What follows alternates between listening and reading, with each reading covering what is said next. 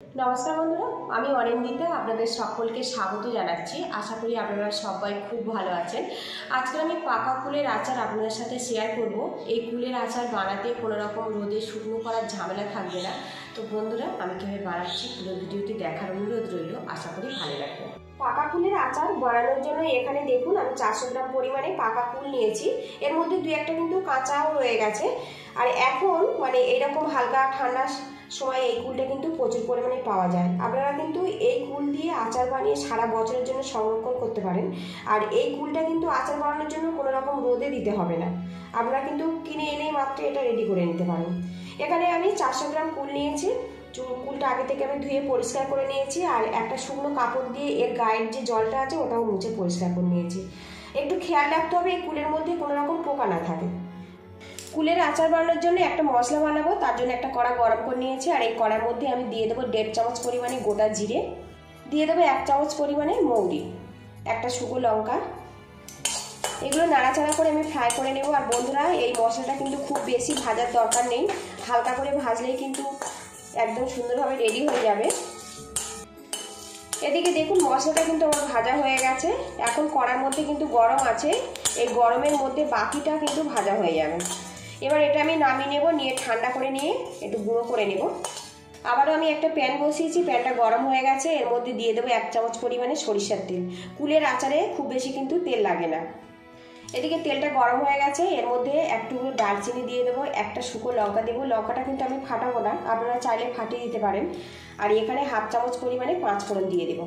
তো বন্ধুরা কুলের কিন্তু একটা নিজস্ব গন্ধ আছে, ওই জন্য খুব বেশি মশলা অ্যাড করবো না। বেশি মশলা অ্যাড করলে কিন্তু কুলের যে গন্ধটা ওটা কিন্তু পুরোপুরি পাওয়া যাবে না।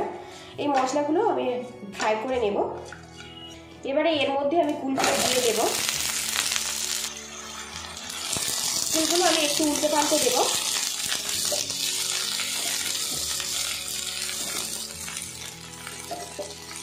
কুলটা আমি 1 থেকে 2 বার নাড়াচাড়া করে নিয়েছি। এবার এর মধ্যে দিয়ে দেবো স্বাদ মতো লবণ, দিয়ে দেবো সামান্য পরিমাণে হলুদের গুঁড়ো। এবারে এর মধ্যে দিয়ে দেবো 1 চামচ পরিমাণে কাশ্মীরি রেড চিলি পাউডার। কুলের চাটনির কালারটা খুব ভালো আসবে। এবারে এর মধ্যে দিয়ে দেবো চিনি। আর বন্ধুরা এখানে চিনিটা আপনারা দেবেন স্বাদ মতো, আর কুল কতটা টক সেই মতো। গ্যাসের হিটটা এই সময় আমি একদম লোতে রাখবো, রেখে একটু নাড়াচাড়া করে নেব। তাহলে কিন্তু কুল আর চিনি মিক্স হয়ে কিছুটা জল উঠে আসবে, ওই জলেই কিন্তু কুলটা সিদ্ধ করে নিতে হবে। এইভাবে একটু নাড়াচাড়া করে নেব। এবার একটা পাত্র দিয়ে ঢেকে রাখবো 2 মিনিটের জন্য। ঢাকনাটা আমি খুলে নেব। আর দেখুন চিনি থেকে কতটা জল ছেড়ে দিয়েছে, আর কুলগুলো কিন্তু বেশ ফাটতে শুরু করেছে। একটু উল্টে পাল্টে নাড়াচাড়া করে নেব। আর এইভাবে একটু ম্যাশ করে দেব, তাহলে যে কুলগুলো ফাটেনি ওগুলোও কিন্তু ফেটে যাবে। এইভাবে ম্যাশ করে দিতে হবে। আর বন্ধুরা এই সময় কিন্তু গ্যাসের হিটটা একদম লো টু মিডিয়ামে রাখবেন। একটু ধীরে ধীরে এই আচারটা বানিয়ে নিতে হবে, খুব বেশি কিন্তু হাই হিটে রান্না করবেন না। এবারে এর মধ্যে বড় চামচের 4 চামচ পরিমাণে ভিনিগার দিয়ে দেব। অবশ্যই একটু ভিনিগার অ্যাড করবেন, এতে কুলের আচারটা কিন্তু পুরো 1 বছর পর্যন্ত রেখে খেতে পারবেন, কোনো রকম নষ্ট হবে না। এদিকে দেখুন বন্ধুরা কুলটা কিন্তু বেশ ভালো মতো সিদ্ধ হয়ে গেছে। আর এই আচারটা কিন্তু একদম শুকনো শুকনো করে রেডি করে নিতে হবে। আর মাঝে মধ্যে এটা কিন্তু এইভাবে নাড়াচাড়া করে দিতে হবে। একটু খেয়াল রাখতে হবে যেন নিচে কোনো মতে না ধরে যায়, তাহলে কিন্তু পোড়া পোড়া গন্ধ থাকবে। আর কুলের যে একটা সুন্দর গন্ধ সেটা কিন্তু নষ্ট হয়ে যাবে। এবারে এর মধ্যে যে মশলাটা আমি ভেজে নিয়েছি অল্প পরিমাণে দিয়ে দেব, আর অল্প পরিমাণে শেষে ব্যবহার করব। মশলাটা দিয়ে আরও কিছুক্ষণ এটা মিক্স করে নেব। পাকা কুল দিয়ে এই আচারটা বানালে লালার পরিমাণটা একটু বেশি হয়। সময় ধরে কিন্তু এই লালাটা একদম শুকিয়ে রেডি করে নিতে হবে। আর এইভাবে কিন্তু অনবরত এটা নাড়াচাড়া করতে হবে, তাহলে কিন্তু খুব ঝটপট আচারটা রেডি হয়ে যাবে। আরও কিছুক্ষণ এটা নাড়াচাড়া করলেই কিন্তু একদম সুন্দরভাবে রেডি হয়ে যাবে।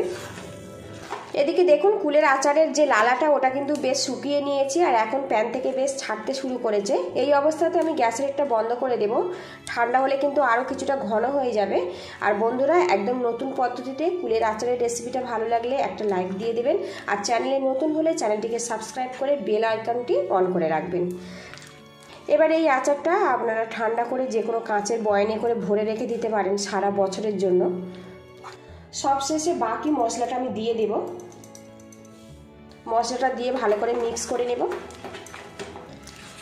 এদিকে দেখুন বন্ধুরা, পাকা কুলের আচারটা কিন্তু পুরোপুরি কমপ্লিট হয়ে গেছে। এবার এটা আমি ঠান্ডা করে তবে কাঁচের বয়ামের মধ্যে ভরে রাখবো। আর পুরো ভিডিওটি দেখার জন্য আপনাদের অসংখ্য ধন্যবাদ রইল। আপনারা ভালো থাকবেন, সুস্থ থাকবেন এই কামনা করে আজকের আমি বিদায় নিচ্ছি। তো বন্ধুরা, এখন কিন্তু খুব সুন্দর একটা গন্ধ বেরিয়েছে, যেটা বাড়ির চারিদিকে ছড়িয়ে গেছে, আর খেতে কিন্তু অসাধারণ হবে।